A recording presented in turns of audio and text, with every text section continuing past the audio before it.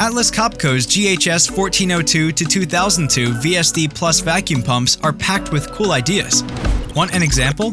Just look at its ingenious oil flow. The drivetrain of these pumps is vertical. The permanent magnet motor is on top.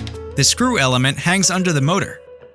Motor and screw element work together as one functional unit. There are no belts nor gears. They share the same shaft and the same oil circuit. That means there's no need for a shaft seal.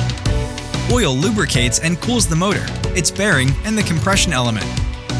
Oil is injected in the motor housing and runs through canals around the motor, cooling the motor evenly. The oil then continues its way down to the compression element, where it lubricates and cools the rotors. The oil is taken through this same process again and again. If the oil gets too hot, it runs through the oil cooler first and then runs back to the drivetrain. Atlas Copco's GHS 1402 to 2002 VSD Plus range, innovation in a box.